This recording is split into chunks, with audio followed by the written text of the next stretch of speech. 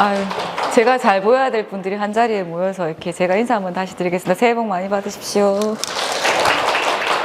네, 정말 감사한 자리고, 인플루엔자도 돌고, 이렇게 제 환자들을 진료실에 잠깐 보다가 이렇게 보니까 너무 반갑네요. 그래서 지금 굉장히 좀 저희가 암울한 현실인데 이렇게 환자분들 보니까 또 힘이 나는 것 같습니다. 오늘 주제는 면역 항암제와 암이라는 거고요. 면역 하면 어떤 게 떠오르세요? 우리 아버님, 제 환자분. 면역 하면 어떤 게 떠올라요? 예방. 아유, 감사합니다. 예방. 예, 면역이 좋아야지 뭐 암이 안 걸린다. 내가 면역을 올리기 위해서 이렇게 한동안은 무슨 그런 가루들, 그다음에 버섯, 그다음에 민간요법, 최근에는 또 맨발 걷기 네, 많았죠. 그래서 꼬리 막 달고 걸으시다가 오시는 분도 많았거든요.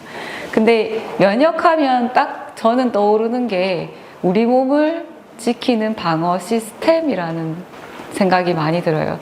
이유가 얘가 있어야지 우리 몸이 방어가 제대로 이루어지지만 쓸데없이 방어력이 너무 올라가면 그것도 병이 생기거든요. 그래서 균형과 방어에 가장 마음을 쓰는 애들이에요. 그럼 두 번째로 제가 또 질문을 준비한 게 항암제 하면 어떤 게 또 떠오르시나요? 우리 뒤에 학생 맞나요? 돌아보는 학생 자기 당신요. 그래요. 지금 오른쪽으로 돌아보는 학생. 네, 선생님요. 어떤 게 떠올라요? 지금 계속 오른쪽 두 번 돌아보시는데 머리 긴 분 조금 네, 자기요. 항암제 하면 어떤 느낌이 들어요? 오, 암을 죽인대요. 그러면 암을 죽이니까 좋은 것 같아요? 나쁜 것 같아요? 손 한번 들어볼까요? 좋은 것 같다. 항암제는 다 좋다. 용감하시네. 이거 웬만하면 안 받는 게 나을 것 같다. 나쁘다. 맞아요. 맞아요. 둘 다 맞은 말씀이거든요. 항암제라는 거는 필요악이죠. 웬만하면 안 맞는 게 제일 좋죠. 그죠? 근데 어쩔 수 없이 맞고 계시는데 흔히 물어보면 머리카락 맞아요. 몸 다 버려요. 면역 다 없어지니까 암이 또 생겨요. 이런 말을 굉장히 많이 하세요. 제 주변에. 그리고 일단 먹어야 되기 때문에 저거 뭐 하면 못 먹어서 나는 몸이 더 망가져요. 이러고 예전에는 진짜 한 60만 넘으시면 항암제를 안 하셨어요. 내가 공기 좋은 데 가서 면역력 올리고 잘 먹으면 극복할 수 있어요. 이렇게 얘기하셨어요. 그래서 저도 뭐 이게 종양내과만 전공한 지 20년째거든요. 딱 20년째인데 그 20년을 보면서 정말 드라마틱하게 발전을 하고 있어요. 그래서 제가 전공이 지금 전공이 하면 요즘 다 아시죠? 워낙 텔레비전에 많이 나와가지고 그 힘든 전공의 시절에는 몇 가지가 없었어요. 항암제가. 그리고 정말로 이제 연세 드시지 않으시더라도 자기 신념에 따라서 나는 고생하기 싫어. 그래서 안 하시는 분도 정말 많았어요. 그런데 최근에는 이 면역 항암제라는 게 나오면서 우리 치료에 큰 틀이 바뀌고 있습니다. 그래서 거기에 대해 설명을 드릴게요. 그래서 이제 영어로 적혀 있긴 한데 한국말로만 설명드릴 거예요. 면역 치료란 무엇인가? 딱 들어보면 왠지 좋은 것 같지 않아요? 약도 비싸고 최근에 나왔는 것 같고. 그래서 항암제는 세 가지로 크게 나뉘게 됩니다. 그 첫 번째는 우리가 아는 머리카락 빠지고 독하고 내 몸을 망가뜨린다고 알려진 세포 독성 항암제라는 거예요. 그래서 그게 고전적으로 쓰였던 거고요. 그걸 하게 되면 물론 몸도 좋아져요. 그거 부작용을 잘 이겨내면, 잘 쓰면. 그래서 이제 세포 독성 항암제라는 게 하나가 들어가고, 두 번째 한 10년 전에 굉장히 유행했던 말이 있어요. 표적 항암제. 표적 항암제. 먹는 걸로도 나오고 주사약으로도 나오고 피하로도 나와요. 그래서 그런 게 있고, 가장 최근에 발전된 게 면역 세포를 이용한 항암제예요. 면역 세포를 이용하는 방법은 이제 보시면 이렇게 지금 뭐라고 적혀 있냐 하면 도움 T셀을 도와준다라고 되어 있고요. 영어로는. 두 번째는 세포 유래 면역 반응이라고 되어 있고요. 그 다음에 세포 독성 T셀을 활성화시킨다고 되어 있고, 그 다음에 요거는 체액 면역이라고 적혀 있는 거예요. 제가 이걸 한글로 다 바꿨는데 이게 안 바꿔져 있네요. 네, 죄송합니다. 뭐 다 똑같은 말이긴 한데 이게 이렇게 우리가 면역이라는 거는 날 때부터 엄마로부터 받은 게 있어요. 엄마로부터 받은 게. 그거를 이제 자가 면역, 내성 면역이라고 얘기를 하거든요. 그게 있고, 우리가 자라면서 흙도 파먹고, 그 다음에 백신도 맞고, 병도 앓고 하면서 획득하는 면역이 있거든요. 그렇게 넣는 방법에 따라서 두 가지가 나뉘게 되고, 세포에 따라서는 조금 어려운데 B셀이 있고 T셀이 있는데, 그 중에서 이제 최근에는 아니고 한 10년 전에 이것도 유행했던 건데요. NKT셀 들어보셨어요? NK셀. 끄떡이시네요. 맞아요. 정말 많이 나와요. 그게 엄마로부터 받은 거거든요. 자연 네이처럴 킬러 셀이라 그래가지고 자연 독성 세포 아니면 자연 자살 세포 뭐 이렇게 되는데, 그게 엄마로부터 받아서 우리가 이제 처음에는 뭣도 모르고 계속 면역이 약한 상태니까 그거라도 있어야지 이제 우리 몸에 원래부터 갖고 있던 세균 플러스 바깥으로부터 오는 게 막아지는 거예요. 그러면 그런 것들이 맨 앞에 있는데, 근데 이게 그것만으로는 부족한 거예요. 살아가다 보니까 엄마가 앓은 병이 있을 수도 있고 엄마가 안 앓았던 병을 자식이 앓을 수도 있잖아요. 그러면 그걸 획득을 하는 방법 중에 하나가 외부로부터 자극이 계속 들어와야 돼요. 계속 들어와서 적절한 자극이 들어와서 그거를 이제 우리 몸에 있는 엄마로부터 받은 세포들이 소화를 합니다. 소화를 해서 그 안에서 이거 A라는 세균은 이게 특징이니까 다음에 오면 우리가 이거를 같이 공격해보자 라고 하는 게 항원 표현 세포예요. 항원이라는 것을 표현을 해줘서 내 몸이 기억을 해서 다음엔 빨리 없애주는 거예요. 이게 이 단계에 있거든요. 그런데 문제는 뭐냐 하면 이게 세포에만 해당되는, 세균에만 해당되는 건 아니에요. 세균에만 해당되는 건 아니라서 이게 이제 보시면 아까 제가 잠시 설명드렸던 선천 면역, 빠른 면역. 그래서 이제 엄마로부터 원래 받고 있고 내가 원래 갖고 있던 거라서 우리가 인류가 살아오면서 기억된 거예요. 이건 몸이 무조건 나쁜 거 이렇게 기억하고 있는 거죠. 기억을 하고 있는 거고, 살아가다 보니까 원래는 나쁜 게 아니었는데 내한테는 나쁜 거, 특히 먹는 거 이런 것들 있죠. 그런 것들, 후천 면역에 해당되는 것들이 B셀, T셀이고요. 이 모든 것들이 암에 다 중요하긴 합니다. 그런데 오늘 공부할 거는 요 T셀에 관한 내용의 일부분이에요. 그래서 우리가 뭐 NKT셀을 올려야 되고, 그다음 대식 세포를 올려야 되고, 전반적으로 올려야 되고, 뭐 이런 말들을 많이 들으실 텐데, 지금 현재 우리나라에서 보험을 해주고 있는 거는 딱 두 가지가 있는데요. 요 T셀의 작용을 올리는 오늘의 주인공이 하나가 있고, 두 번째는 림프종 환자들한테 쓰고 있는 그 내 자가 면역 세포를 다시 넣는 방법 두 가지밖에 없어요. 그 외에는 아직 허가가 되지 않았거나 실험적인 거예요. 그래서 제가 정말 조심스럽게 말씀드리고 싶은 거는, 뭔가를 하고 싶을 때 주치의선생님들이 무조건 말리지 않거든요. 그 정도는 하셔도 돼요. 도움이 돼요라고 얘기를 해주는 거를 좀 믿고 따라주셨으면 좋겠어요. 그 외의 거는 하시게 되면 많은 문제가 생깁니다. 좀 이따 다시 설명드릴게요. 그래서 뭐 이런 NK세포가 나쁘다는 뜻이 아니에요. NK세포도 중요하고 뭐 호연기구, 호중구 다 중요하죠. 그 중에서 이제 가장 많이 궁금해 하시는 게 NK세포라서 그거를 설명을 드렸는 거고, NK세포도 굉장히 중요하지만 이게 다는 아니라는 걸 꼭 알고 계셔야 되고요. 코끼리를 설명할 때 상압불만 설명한다고 다 뿔이 있다고 다 코끼리가 아닌 거랑 똑같은 거예요. 저것만 알게 되시면. 그리고 우리가 항암 치료를 받다 보시면 이런 말씀을 하시죠. 오늘 면역 기능이 떨어져서 안 돼요, 아버님. 그게 뭔데? 내가 밥을 못 먹어 그런다. 이렇게 얘기하시잖아요. 그 중에서 제일 중요한 것 중에 하나가 호중구라는 거예요. 우리 몸에는 백혈구 통틀어서 다 백혈구가 있고, 그 다음에 임파구라는 게 있거든요.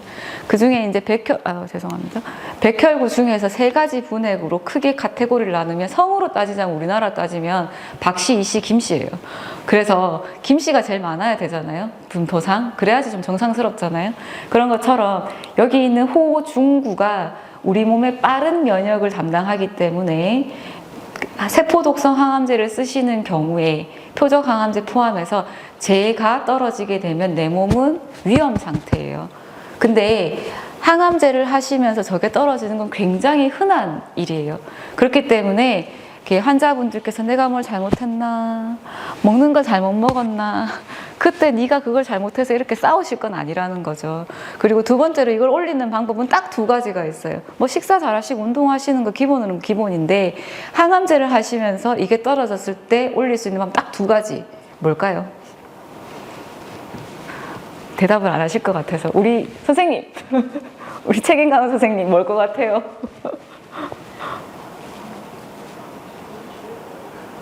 맞아요. 방금 소교하게 말씀하셨는데 면역 주사라 그래가지고 이게 요런 호중구 세포를 올리는 피하 주사 한 번쯤 환자분이시면 맞아보셨을 가능성 높아요. 그거를 주사로 드리거든요. 그거랑 항암제를 그만하는 거예요.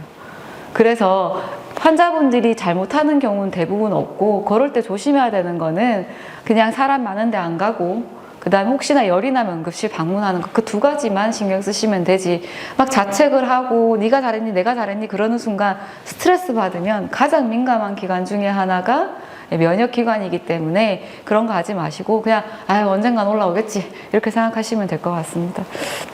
그래서 여기는 그러면 선생님 암이 왜 생겨요? 이런 게 내 몸에 왜 생겨요? 이거 진짜 많이 궁금하시죠?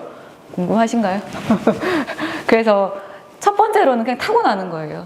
이렇게 부모로부터 받았다고 표현하면 좀 잔인할 수는 있는데 그게 다는 아니고 가족력이 있을 수는 있거든요. 가족력이 있다고 해서 다 암이 걸리는 게 아니죠. 그렇기 때문에 가족력은 다가 아니에요. 내가 타고나는 게 있는데 평소 생활하는데 담배를 많이 피고 문란한 성관계를 하고 술을 마시고 돼지가 되고 뭐 이런 여러 가지 독성 물질에 노출되는 직업을 어쩔 수 없이 하게 되고, 그다음에 위생이 안 좋고 이런 게 따라와야지 유전자의 약한 것들이 더 약해지고 또 나이가 들고 그런 것들, 그리고 서양식으로 넘어가는 좋지 않은 식습관 이런 것들이 다 해당이 돼서 어느 것 하나 때문에 생기진 않아요. 그래서 지금 보여드리는 이런 과정도 면역 기능이 이상이 와서 암이 생기는 것도 맞거든요. 그런데 검진하시다 보면 백혈구 약간 떨어지시는 분들이 있어요. 그런 분들이 다 암에 걸리는가? 그건 아니거든요. 그래서 여러 가지 과정 중에 면역이 관여를 한다 정도로 이해하시면 되고, 제가 이 그림을 가져온 이유는 오늘 항암제 설명을 하기 위해서입니다. 그래서 암은 언제쯤 제일 잘 생길 것 같아요? 면역력이 떨어져요. 아, 맞아요. 그 말도 맞아요. 나이가 들면 면역력이 떨어지죠. 우리 너무 모범생이세요. 나가실 때 첫 선물 하나 드렸으면 좋겠어. 그래서 네, 우리 선생님이, 우리 팀장님이 해주시지 싶습니다. 그래서 보면 이제 제일 중요한 건 나이가 드는 거예요. 소아암 환자들 되게 기부 많이 하고 많던데요. 맞아요. 소아암 환자는 타고날 때부터 뭔가가 이상한 거예요. 그래서 유전병이 좀 많아요. 그래서 그런 환자들을 제외하면은 제 환자 대기실 앞에 다 암 환자분들이시죠. 주위를 둘러보면은 젊은 사람이 잘 없어요. 그죠? 그래서 가장 많은 거는 어머님 말씀하셨던 면역 기능이 떨어지는 것 하나도 나이 드는 과정 중에 하나인 거예요. 그래서 나이가 들면 내 몸에 나쁜 짓을 했던 게 쌓이게 되고, 기계를 오래 쓰면 덜덜덜덜거리다가 멈추잖아요. 우리 몸은 갈아 끼우는 게 안 되잖아요. 그렇죠, 그렇죠. 그렇기 때문에 갈아 끼우는 게 안 되니까 우리가 고쳐서 쓰다가 그게 이제 탁 끊어지는 시점에 이런 게 생기는 거예요. 그 고치는 시스템 중에 하나가 면역인데요. 어떻게 고치냐 하면, 암세포가 저도 돌아다닐 수 있어요. 저도 돌아다닐 수가 있는데, 돌아다니다가 이게 아까 보셨던 그런 면역세포들 중에 아무나 만나요. 그러면 그 면역 시스템이 제대로 되어 있으면 삼켜서 표현한다 그랬죠. 소화를 해요.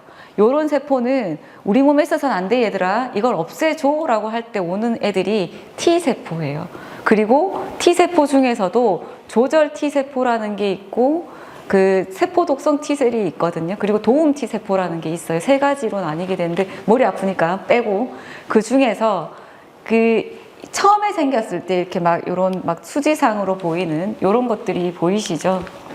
요런 것들. 요게 수지상 세포고, 아까 말씀드렸던 이런 NK 세포라든지 T세포라든지 이런 게 나와요. 아까 이제 엄마로부터 받은 세포들이 이거 암은 우리 게 아니야.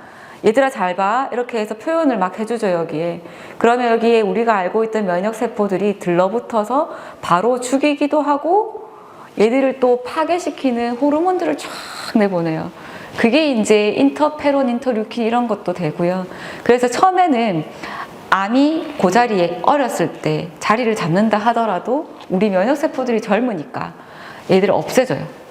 없애주고, 그 두 번째 이제 평형이라는 단계가 있거든요. 다음 슬라이드에 있는데 그 평형이라는 단계가 오면 애들이 막 이렇게 되는 거예요. 이렇게 돼가지고 뭐 같이 있어도 별로 뭐 증상 없으셨는 분들 많잖아요. 그죠? 암 환자들 증상 없거든요. 그런 것처럼 면역세포들이 마치 내 것처럼 그냥 놔둬요.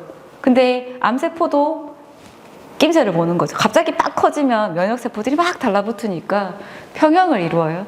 그리고 나서는 탈출을 해요. 어떤 방식으로? 이게 우리가 소화를 시켜서 바깥으로 표출하는 이름표라는 게 있을 텐데 그 이름표를 교묘하게 아까 말씀드렸던 T세포가 우리 몸으로 인지할 수 있게 해주는 거를 표현해요. 그게 PDL1이라는 거거든요. 영어로 돼 있는데 그게 표현이 되면 인지하는 세포들이 얘들아 이거 우리 거야, 얘들아 이거 과도 돼, 이렇게 막 얘기를 하는 거예요. 쓸데없이 우리 거를 보호해줘요. 우리 게 아닌데 그거를 이제 탈출이라고 해서 이 단계가 되면 암세포가 자라기 시작한 단계가 됩니다. 자라고 그리고 이제 항암제를 아무리 줘도 안 듣는 단계도 오게 되고요. 혹은 암세포에 따라서 이런 PDL1이라는 게 표현이 많이 되는 애들도 있고 적게 되는 애들도 있고 여러 가지 단계가 있어요. 그래서 이런 것들을 다양하게 이용하는 게 면역세포라고 하겠습니다. 면역치료라고 하겠습니다. 그래서 T세포가 활성화돼야 되죠. T세포가 활성화. 여기서는 그 면역 방어 중에 하나예요. T세포가 활성화가 되려면 아까 제가 뭐라 그랬죠? 항암제, 면역세포 중에서 우리 게 아니야 얘들아 라고 표현해 주는 것들이 요 중간에 까만색이거든요. 항원인데요.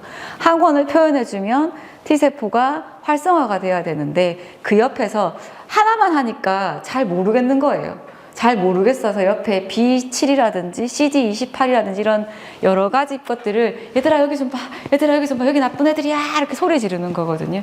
그런 게 있으면 활성화가 돼요. 근데 이런 것들이 차단이 되어버리거나 표현이 안 되게 해주는 것도 면역을 활성화 못 시키게 해주는 거고, 이런 것들이 아무리 많아도 이걸 다 덮어버리는 표현형이 나오게 되면 또 면역세포가 비활성화가 되는 겁니다. 그래서 그러면 면역이 정말 우린 증거주의로 치료를 받잖아요. 그러면 면역 반응이 암 발현에 관여한다는 증거가 있어야지 그 다음을 가게 되거든요. 그럴 것 같아로는 안 돼요. 그래서 지금까지 했는 것 중에 하나가 면역이 떨어진 쥐에서 암세포를 심었더니 더 잘 자라는 거예요. 그런 게 있고, 아까 제가 인터루킨, 인터페론 이런 말을 썼는데 걔가 우리 몸의 세포가 활성화가 확 됐을 때 열이 막 나죠. 독감 걸리면 열 나잖아요. 그리고 이제 코로나 제일 처음에 왔을 때 젊은 애들 열 막 나고 막, 그래서 그 젊은 애들은 그런 모탈리티, 죽는율이 좀 적어지는 경우가 많았어요. 그게 얘들이 활성화돼서 그렇거든요. 면역 세포가 분비하는, 그게 인터루킨이라는 거예요. 이런 것들을 쥐와 인간 종양에서 항종양 활성을 가지고 있다는 것을 확인을 했고요. 그 다음에 면역 활성화를 억제하는 항체가 악성 흑색종이나 다양한 종류의 암세포에서 발현된다. 이게 무슨 말이냐 하면, 세포가 활성화될 때 이런 게 나오는데 이런 게 없는 거예요.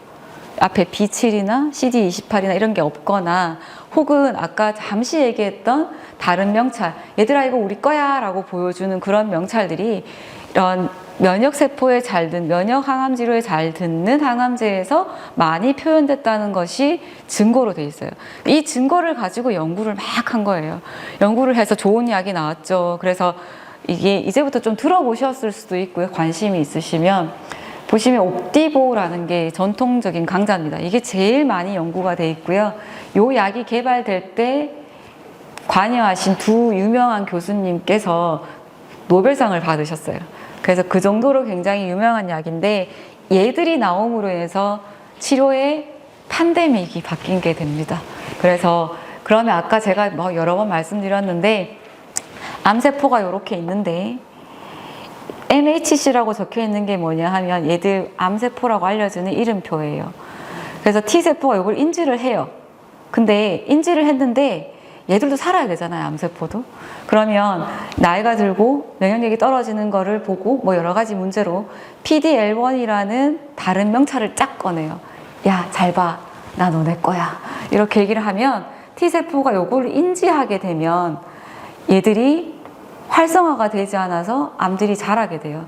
그럼 이거를 끊어줘야 되는데 이 끊어주는 약들이 암세포에 있는 PD-L1이라는 걸 끊어주는가, T세포에 있는 PD-1이라는 걸 끊어주는가에 따라서 약이 바뀌게 됩니다. 그래서 이게 제일 많이 나온 약이 옵디보 키트루다라는 약이 가장 많이 개발이 되어 있고요. 후속 주자로 젠퍼리, 테빈브라 이런 것들도 있고 쓰시는 분도 있을 거예요. 그리고 이제 바벤시오, 임핀지, 티센트릭이라는 약은 암세포에 표현된 PD-L1이라고 이게 영어로 얘기하면 프로그램 데스 라이간드 1인데요. 뭐 이렇게 죽음 세포 라이간드 1 뭐 이렇게 되어 있는 건데 하여간 결론은 암세포임을 가리는 명찰을 뜯어주는다고 생각하시면 돼요. 그리고 그 외에도 PD-L1만 있는 건 아니거든요. 그 외에도 이제 CD28이라든지 CTLA4라든지 이런 것들이 표현이 되는데 이 표현되는 것들을 막아주면 암세포 인지하는, 암세포를 공격하는 우리 몸의 면역계가 활성화되는 거를 이제 이용하는 겁니다. 그래서 여기서 그러면 선생님 항암제랑 우리가 하는 머리카락 빠진 항암제랑 뭐가 차이가 나나요? 제가 그냥 쉽게 설명을 하면 암이라는 게 우리 몸 군데군데 있잖아요. 뭐 예를 들어서 어깨에 있다고 칩시다. 내 어깨도 정상적인 어깨도 있고 암세포도 있을 텐데 항암제는 쉽게 말해 망치를 들고 거기를 탁 때리는 거예요. 그럼 암세포도 죽고 내 몸도 어느 정도 죽잖아요. 그죠? 그런데 얘들 같은 경우에는 거기다가 물을 이렇게 쫄쫄쫄쫄쫄쫄쫄 부어요. 형광 물질이 표현된. 그러면 거기 암세포만 탁 붙는 거예요. 그럼 우리 몸을 돌아다니고 있던 우리 몸을 지켜주는 병사들이 그 표정만 보고 얘들아 떨어져봐 떨어져봐 떨어져봐 이렇게 해서 걔네들의 암세포만 우리 몸의 면역세포가 공격할 수 있게 만들어주는 바탕을 만들어준다고 생각하면 돼요. 직접적으로 공격한다기보다는 이 열쇠고리 자물쇠를 끊어줌으로 인해서 암세포가 인식이 되고 우리 면역세포가 자연스럽게 걔들을 인식을 해서 공격할 수 있게 해주는 거죠. 그럼으로 인해서 부작용이 줄고 환자는 덜 힘들고 효과도 망치로 탁 때릴 때만 이제 세포 독성 항암제가 효과를 발현했는데 명찰을 계속 달아주면서 그 명찰을 없애주고 아까 면역세포는 좋은 점이 기억한다고 했죠. 바깥에서 들어오는 세포들을 한번 기억하게 해주면 얘들은 또 기억력이 굉장히 뛰어나요. 그렇기 때문에 걔들을 오래도록 기억하는 게 있어서 항암제를 중단하더라도 유지 효과가 지속되는 경우가 꽤 됩니다. 효과가 있다면. 그렇기 때문에 제가 치료의 파라다임이 바뀌었다고 표현하는 부분이에요. 제약회사들이 난리 났겠죠. 개발하려고. 난리입니다. 근데 개발이 굉장히 쉬우면서도 어려워가지고요. 지금 난리입니다. 난리. 그래서 면역 관문 억제제라고 얘기해요. 그래서 면역치료제 안에는 예전에 아주 예전에부터 시작해서요. 인터류킨이나 뭐 인터페론이라는 거 갑자기 빡 주면 온몸에 있는 면역세포를 동시에 활성화 빡 시켜서 그렇게 해서 완전 독감을 굉장히 심하게 앓고 나서 이제 암세포가 없어지는 거를 이용하던 게 굉장히 고전적인 면역 항암제고요. 그 다음엔 여러분들이 들어보셨던 내 몸에 있는 골수를 뽑아서 암치료도 세포도 하고 암세포 치료도 하고 그 다음에 빈 골수도 채워준 골수이식이라는 개념이 있었고요. 그리고 요게 온 거예요. 그렇게 되면 어떻게 치료가 가능한가 보시게 되면 암이라는 게 이렇게 생겼어요. 암이 있는데 요 안에 보시면 이 파란 게 활성화가 안 된 세포, 면역세포들이에요. 왜? 명찰이 잘못돼가지고 얘들이 우리 몸인 걸로 인지를 해요. 그렇게 있다가 아까 보셨던 비싼 항암제들이 들어가면, 효과가 좋은 항암제 들어가면 얘들아 이거 우리 거 아니야 이렇게 이제 인지를 시켜줘, 각성을 시켜주는 거죠. 그럼 각성이 되면 이 안에 있던 세포들도 각성이 되고 얘들이 각성이 되면 자기 친구들을 불러 모으는 호르몬 같은 것들을 단백 물질을 분비하거든요. 그러면 돌아다니던 면역세포들이 얘들을 인지하고 막 몰려옵니다. 그러면 몰려와서 암세포는 죽고 정상세포는 그대로 있는 요런 게 이제 기본 원리예요. 요거 때문에 다른 일도 좀 벌어지긴 합니다. 그러면 이렇게 좋은 암을 다 쓸 수 있겠네요? 다 쓸 수는 없고요. 일단 매우 다양한 종양이 머리끝부터 발끝까지 다 쓸 수 있긴 한데요. 적용이 진행되고 있고 다양한 단계에서 생각을 해보면 내 친구는 6개월하고 3개월하고 항암치료 그만한다는데 나는 왜 계속해야 돼요? 그게 암치료의 단계 때문에 그렇거든요. 그래서 암 치료 단계라는 거는 수술 전에 종양을 줄여서 수술을 용이하게 하고 실제 장기에 손실을 막게 해주고 생존율을 늘려주는 방법이 있고요. 수술이 끝나고 조금 남아있거나 어쩔 수 없어서 못된 종양을 없애주는 수술 후 보조요법이라는 게 있고요. 방사선 치료를 도와주는 역할을 하는 항암제가 있고, 마지막으로는 사기인데 완치는 안 되지만 완치에 가깝게 혹은 현재의 증상이 없으면서 오래 살 수 있게 해주는 완화요법이 있다, 그죠? 그러면 처음에 시도된 거는 사기 환자들, 진행성 환자들, 다른 치료가 없는 환자들 대상으로 원래 이렇게 연구를 해요. 그래서 굉장히 좋은 치료가 많이 생겼죠. 그래서 처음에는 흑색종이라는 우리 어르신들은 지미 카터 대통령 잘 아시죠? 지미 카터, 그 세대가 아니신가? 저만 알아. 냉전 시대에 굉장히 유명한 대통령이신데요. 그분이 이 암을 앓으시고 이 치료를 받으시고 표적 항암제를 치료를 받으시고 치매로 돌아가셨어요. 그런 것처럼 굉장히 이제 드라마틱한 효과를 냈던 게 첫 번째는 악성 흑색종이라는 피부암의 종류 중에 하나입니다. 그 외에도 신장암, 요광암, 방광암, 식도암, 위암, 대장암, 간암, 담도암, 비세포, 폐암, 자궁내막암, 림프종, 이까지 거의 우리가 아는 백혈병도 요즘은 들어가거든요. 이까지 거의 다 들어가게 되고요. 그 외에도 췌장암 안 들어갑니다. 췌장암에는 특정 유전자 이상이 있어야 돼요. 그래서 여기에 해당되지 않는 종양인데, 아까 보셨던 PD-L1에 관계된 여러 가지 유명한 그런 유전자 이상이 생긴 사람들한테 각각 병의 병기나 상태에 따라서 약을 쓸 수가 있어요. 아, 선생님 제일 좋다던데 보험 안 돼도 써주세요. 예, 그렇게 하고 싶은데요, 이따가 보시는 부작용을 보시거나 이 약이 다른 작용을 보시면 그런 생각은 없으실 겁니다. 허가해주는 데는 이유가 있고요, 보험을 해주는 데는 더 이유가 있습니다. 그래서 이 외에 허가되지 않은 상황은 안 쓰시는 게 좋아요. 이유가 있거든요. 그래서 돈이 없어서 그래요, 내 돈 많은데요, 이게 문제가 아니라, 돈의 문제가 아니라 환자분의 건강과 그 다음에 오래 살고 또 잘 살기 위해서 치료를 하는데, 나의 불안감 때문에 이런 이제 비싼 치료를 받고 오히려 더 빨리 돌아가시고 후회만 가득하지 않기 위해서 의사들이 권유하지 않는 거니까 돈이 문제가 아닙니다. 그런 것들 때문에 추천을 하지 않는 거예요. 이렇게 비싼 항암제고 좋은 항암제지만 부작용도 많습니다. 그래서 어떻게 치료받는가 하면 대부분 면역 관문 억제제, 지금 개발된 거는 다 면역 관문 억제제는 다 주사약이에요. 주사약으로 되어 있고 한 번 투여하는데 30분. 쌤, 저는 3시간 기다렸는데 그게 제 진료 기다리시고 그 다음에 약 썩는 거 기다리시느라 그런 거지, 실제 주입 시간 30분 정도 됩니다. 그 30분보다 조금 더 긴 경우는 부작용이 생기자마자 천천히 주거나 그 앞에 부작용을 막는 약을 맞기 때문이지, 이 약 자체는 이 정도만 하면 충분합니다. 그리고 선생님, 이건 나는 왜 보험이 안 돼요? 병원 따라 달라요? 혹은 왜 그래요? 이렇게 물으시는데요. 같은 병이라도 조건이 있어요. 이 조건에선 해주고 저 조건에선 안 해주고, 그리고 같은 약이라도 대장암에서는 안 되고 위암에선 돼요.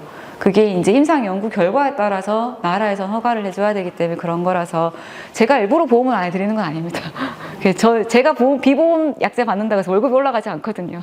모든 의사들이 다 그래요. 그래서 우리가 비보험을 받았다고 하더라도 나라에서 다 회수해서 검사를 다시 하기 때문에 급여로 줘라라고 얘기하는 경우도 있고요. 선생님이 급여를 해주면 안 돼요 이렇게 묻죠. 제가 급여로 내잖아요. 그러면 이건 비급여야 라고 땅땅 때려서 내려와요. 그렇기 때문에 급여 비급여는 의사 개인의 문제가 아니라는 걸 꼭 좀 이해해 주셨으면 좋겠고요. 그 다음에 선생님 약하게 한 개만 그 다음에 무조건 이것만 이렇게 아니라요. 아까 보셨다시피 처음에는 한 개만 연구하거든요. 근데 그 다음에 붙는 게 이 면역 항암제를 어떻게 쓰면 부작용이 적으면서 효과가 좋을까를 고민하겠죠, 우리가. 그래서 써봤더니 요 암에는 A라는 약이랑 B약을 했더니 훨씬 더 좋아. 아니야, 그걸 갖다가 또 조금 더 있다 새로운 약을 보니까 먹는 약이랑 면역 항암제랑 쓰니까 훨씬 더 좋아. 이런 것들이 계속 개발되고 있기 때문에 같은 병이라도, 죄송하지만 진단되는 시기라든지 같은 병이라도, 제가 조직검사라는 말 하는 거 많이 들어보셨을 거예요. 조직검사의 모양에 따라서 보험이 되거나 적용이 되거나 쓸 수 있는 약이 다 다르게 됩니다. 병원마다 다르지 않아요. 네, 나라마다는 다를 수 있어요. 왜냐하면 수입되는 게 아니기 때문에, 수입이 안 될 수 있기 때문에 그 나라에 우리나라에서 말하는 식품의약품안정청에서 그 나라에선 허가를 안 해주는 경우도 있거든요. 그래서 우리나라에 들어온 약은 병원마다 다른 게 아니고 의사 본인의 비밀 그런 비법이 있는 게 아닙니다.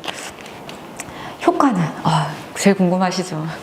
이 가격이 보통은 아니지만 이제 아까 제가 말씀드린 약 중에 옵디보 키트로다는 약이 제일 많이 쓰이거든요. 그래서 한 달 평균 한 500만 원 듭니다. 최근에 개발된 약들은 1,100만 원까지 나갑니다. 3주에. 그렇기 때문에 비싼 만큼 기대가 올라가죠. 그럼 효과는 어떤가? 그러면 이렇게 비싼 약부터 쓰자 그러면 이미 사기고 내 살 만큼 살았고 그렇게 얘기하시면서 그만 연장만 되는 거 안 합니다. 이게 진짜 많이 하시거든요. 근데 항암제는 연장만 되지는 않습니다. 연장만 되더라도 그게 좋은 사람도 있겠지만 현재의 그런 고통이 없고 일상생활을 할 수 있고 가족과 소중한 시간을 보내기 위해서 항암을 하는 거지 누워서 병실에서 하루 종일 항암제만 맞기 위해서 있는 건 아니거든요.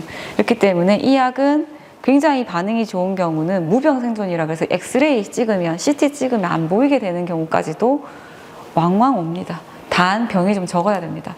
두 번째, 항암제 다 독해 빠져가지고 하면 머리카락 빠지고 내 친구들 보니까 항암제가 다 반병신 됐어요. 나 안 할래요. 이렇게 얘기하시거든요. 지금 현재 나온 약 중에 가장 부작용이 적은 걸로 돼 있어요. 그 이유는 아까 설명드렸죠. 망치랑 물을 붓는 거랑 같다.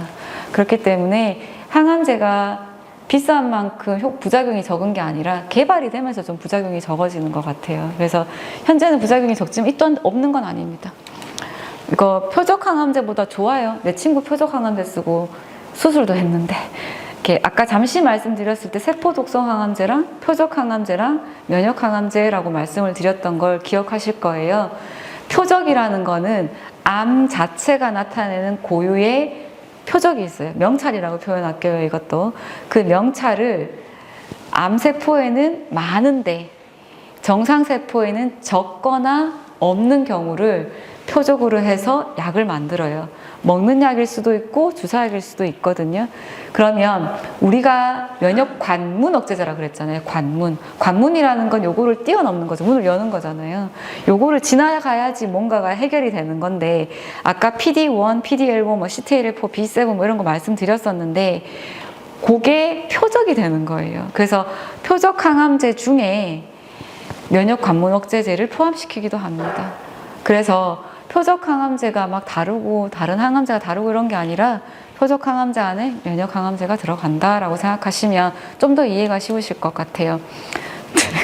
제가 이거 지금 쓸까 말까 망설이다가 최근에 들어가지고 의사들은 다 비싼 것만 권유하잖아요. 네, 저희도 이제 예전에는 저희 스승님은 그렇게 하면 안 되거든요. 그래서 옷 차림이 좀 남루하고 혼자 오시고 하면 일부러 말씀 안 하셨대요. 이렇게 말을 하면 마음만 아파서. 그래서 비싼 것만 권하는 건 아니고요. 싼 거 비싼 거 다 권해요. 그래서 그 중에 형편에 맞는 걸 하시거나 뭐 보험이나 이런 건 저희가 모르잖아요. 사보험 같은 경우에는. 그렇기 때문에 의사들이 양심을 좀 믿어주셨으면 감사하겠습니다. 제일 좋은 약이 면역 항암제 그거 무조건 해주세요. 네, 무조건은 안 됩니다. 나라에서 허가된 것도 해야 되고요. 이게 아까 잠시 제가 췌장암을 잠시 말씀드렸는데 췌장암은 면역 항암제가 안 듣기로 유명합니다. 그런데 무조건 써달라 하시면 뒤에 말씀드리는 엄청난 부작용이 올 수가 있어요. 그 췌장암도 무조건 안 듣는 건 아니거든요. 아주 일부분의 환자에서 어떠한 유전자 변형이 관찰됐을 때 쓸 수 있어요. 그런 경우는 또 잘 들어요. 그래서 네, 담도암은 지금 1차 항암제로 잘 쓰고 있습니다. 1차, 2차 다 쓰고 있습니다. 담도암은 꽤 잘 듣습니다. 네. 그래서 보시면 이제 효과를 보시면 이제 빨간색 위쪽이 이제 신장암 폐전이 있는 환자 사진이거든요. 그래서 보시면 빨간색 동그라미 쳐놓은 부분이 암이 전이가 된 부분입니다. 그래서 치료를 했더니 깨끗해졌죠. 신장암이랑 악성 흑색종 같은 경우 이런 경우가 매우 자주는 아니지만 종종 있습니다. 보시는 것처럼 맨 처음에 진단받아서 치료를 했더니 깔끔해졌다가 어느 정도 쓰면 또 내성은 언젠간 오거든요. 그래서 이게 완치의 개념은 아니지만 부작용이 적고 유지력이 뛰어난 걸로 유명하다. 그렇지만 이게 만병통치약은 아닙니다. 효과는 굉장히 좋은 경우가 많습니다. 그래서 의사도 사람이잖아요. 내한테 왔는 사람 살리고 싶잖아요. 그래서 권유한다고 생각하시면 될 것 같아요. 마찬가지로 이분 같은 경우에서는 폐암 환자시거든요. 그래서 2018년도 10월, 12월, 2019년도 2월 이렇게 보시게 되면 8월, 12월, 2월인데요. 효과가 좋아졌다가 다시 나빠지는 이런 거를 볼 수 있습니다. 유지력이 뛰어나기 때문에 일부분의 환자에서 처음부터 종양이 좀 작은 상태에 시작하시게 되면 완전 관해라 그래서 병이 없는 무병 생존 상태를 오래 유지하시는 분도 종종 있습니다. 예, 보시는 바와 같이 마찬가지로 이렇게 가는데요. 이 사진은 제가 좀 재미있는 사진인데 제가 아까 물을 붓는다고 표현을 했죠. 항암제는 두 개 중에 하나예요. 듣거나 안 듣거나. 듣거나 안 듣거나. 예, 근데 그래서 안 들으면 바꾸는 거고 들으면 부작용이 좀 있더라도 쓰거든요. 근데 면역 항암제는 좀 조심해야 되는 게 면역세포가 그 사이사이에 끼어 있습니다. 무력화되어 있던 면역세포가 약을 주면 활성화가 막 되겠죠. 활성화가 되면 주변에 체액도 좀 늘어나게 되고 면역세포가 그 안으로 막 들어가요. 그러면 조금 증가된 것처럼 보여요, CT에서. 그래서 보시는 것처럼 A 그림이 원래 진단했을 때고 B 그림이 중간 단계에서 좀 커진 게 보이실 거예요, 동그라미가. C 단계에서 다시 작아지죠. 저 상태를 가성진행이라고 얘기를 해요. 가짜로 늘어났다고. 이건 다른 항암제에서는 표현하지 않거든요. 그래서 이 단계에서 환자 증상이 굉장히 좋아지는데 CT를 찍을 때 더 커졌어. 그러면 이거를 고할 건가 스탑할 건가를 결정하는 것 중에 하나가 제일 중요한 건 환자분의 증상, 의사의 촉이죠. 네, 그리고 마지막으로는 텟이라는 것도 도움이 된다고 되어 있습니다. 그래서 비싼 검사를 권하는 이유가 면역항암제에서는 이런 경우도 있다라는 걸 보여드리고 싶었고요. 그래서 방금 말씀을 드린 가성 질병 악화가 왜 생기는가를 설명을 드리면 암세포가 면역세포 작용을 중단시킨다고 말했죠. 나쁜 이름, 이상한 이름표를 보내서 그 부분을 끊어주면 떨어지게 만들어 제대로 작동하게 만드는데 물을 붓는 것처럼 살짝 부어요.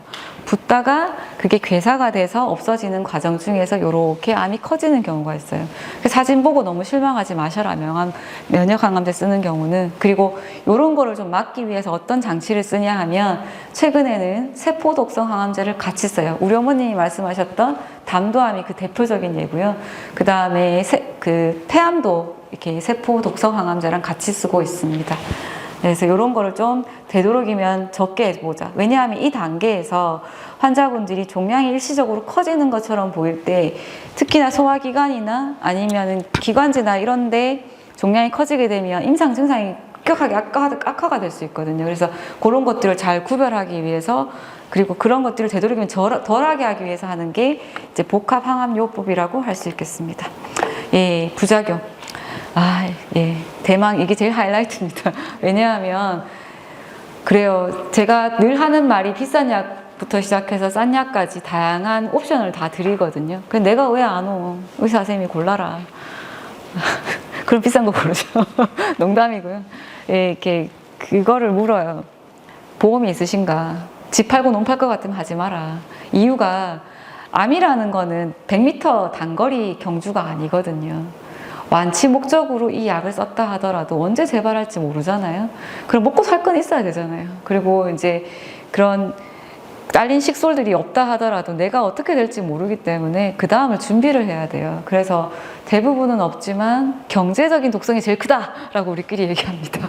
그래서 너무 여기에 매몰돼가지고 이것만이 마치 내 병을 나을 것처럼 완치가 될 것처럼 그렇게 바라시는 건 좋지는 않은 것 같아요.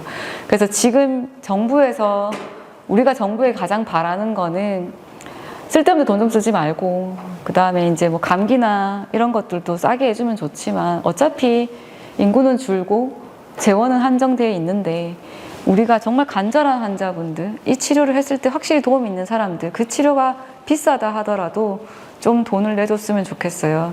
이런 이상한 일에 1조 이상씩 쓰지 말고 예, 그게 여러분들의 힘이니까 여론조사나 뭐 이런 거 할 때 좀 보탬해 주셨으면 감사하겠습니다. 대부분은 없습니다. 그런데 이제 대부분 없는데 뒤에 나오는 것 때문에 이런 걸 물어요, 저희가.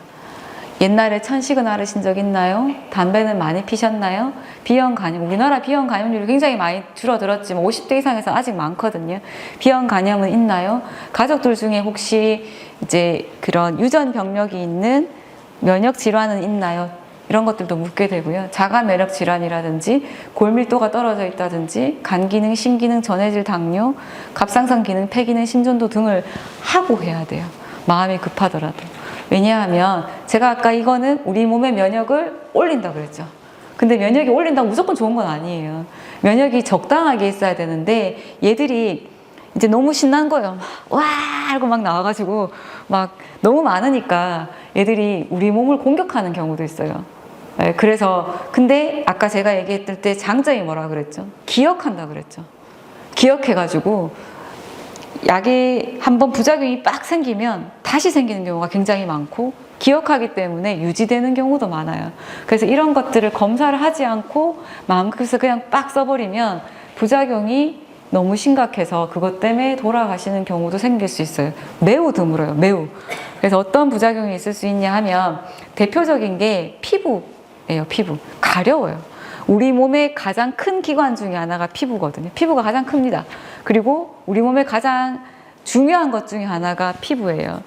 피부가 무너지게 되면 면역이 그대로 없어지기 때문에 그래서 면역세포가 가장 많이 분비된 데가 겉피부, 속피부 다거든요. 그래서 거기가 나쁘게 되면 안 돼요. 그래서 근데 이 치료는 어쩔 수 없이 면역이 올라가니까 여기 것도 활성화되거든요. 그래서 가려움증이나 발적이나 건선, 여드름, 방구진, 발진이라 지금 그림에서 좀 이렇게 희덕서그리한데 빨갛게 막 올라오는 경우, 그 다음에 굉장히 심각한 경우가 있어요.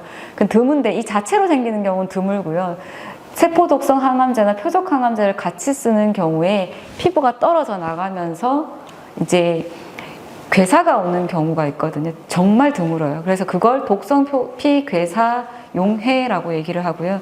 고개 돔저 진행이 되게 되면 점막까지 다 뜯어지거든요. 그래서 스티븐 존슨 증후군이라는 게 매우 드물지만 생길 수가 있어요. 그래서 좋은 약이라고 무조건 막 의사한테 내가 부작용 얘기했더니 안 맞춰주더라. 암자라는 거 무서워서 얘기 안 할래. 이렇게 하시면 안 됩니다. 그래서 부작용이 생기면 무조건 얘기할 버릇을 해야 돼요. 불편한 걸 계속 얘기를 해야 돼요. 물론 같은 걸 얘기하면 안 되는데 그래도 이제 새롭게 생겼다, 내가 요즘 걱정스럽다 하시면 꼭 얘기하셔야 됩니다. 이게 제일 흔한데 가려움증은 그 50% 이상에는 생긴다고 얘기를 하고요. 스티븐 존슨 증후군까지 가는 경우는 0.몇 %밖에 안 됩니다. 조기에 이게 없애도록 해야 되고 단 한 개로만 안 생기거든요. 그래서 너무 걱정 안 하셔도 됩니다. 두 번째는 뇌 분비계, 흔히 말 당뇨, 갑상선은 들어보셨죠? 네, 혈압 조절 뭐 이런 거 다 여기 해당되시거든요. 그래서 갑상선 기능이 올라갈 수도 있고 떨어질 수도 있어요. 그래서 초반부터 갑상선 기능 검사를 꼭 하고 해야 되고요. 그 외에는 없던 당뇨가 생기거나 있던 당뇨가 나빠지거나 혹은 환자가 계속 막 토해요. 이 약 토하는 약 아닌데 막 계속 토해. 그래서 알고 보니까 전해질 불균형이 오는데 전해질 불균형이 오는 이유가 부신기능 부진이 오거나 부전이 오거나 뇌하수체염이라 그래서 중추 호르몬을 하는 게 머리 안에 들어있거든요. 거기에 염증이 생기는 경우 이런 것들이 있고 여기에 이렇게 얘기하니까 병명이 나오니까 내가 어떤 증상이 있을 때 선생님한테 얘기해야 되지 잘 모르실 거잖아요.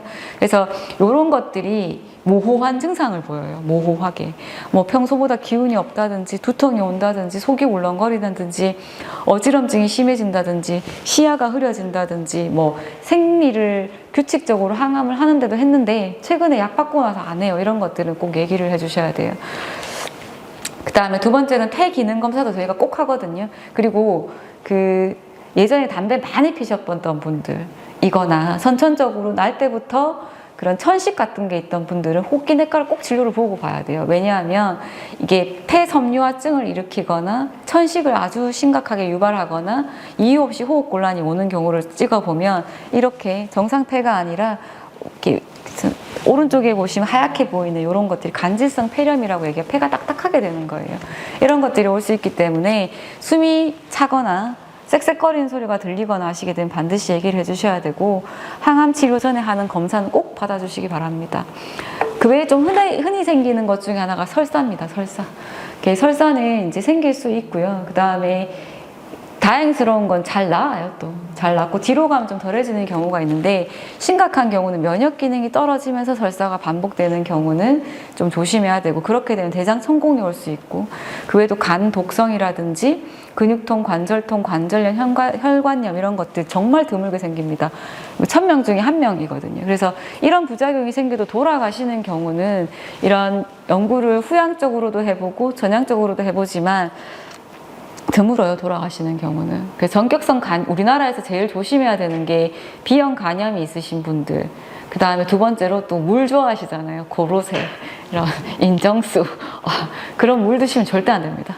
그런 게 이제 독성을 굉장히 많이 띠기 때문에 내 친구들 이거 먹고 나왔는데 이렇게 하시더라도 정말 드시면 안 돼요. 간 기능이 박살납니다. 그래서 한 번 나빠진 간은 돌아오지 않거든요.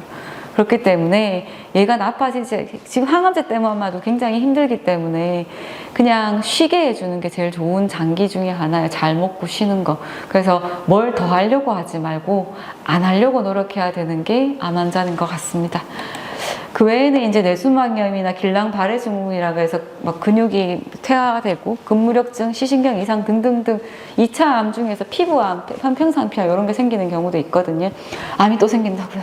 놀라셨죠? 근데 그 피부암이라는 게 심각한 경우가 아니라 요런데 서양인들한테 많이 생겨요. 우리나라 사람들한테 거의 안 생기거든요. 그 이유가 서양인들은 피부가 좀 자외선에 약해요. 그런데다가 이제 워낙 평상피암이 잘 생기는 지대에 사시기 때문에 그런 거고, 우리나라에서는 아직 굉장히 드물게 보고되고 있습니다. 예, 여기까지 강의 마치고요. 혹시 질문 있으시면 간단하게 한두 개만 받겠습니다.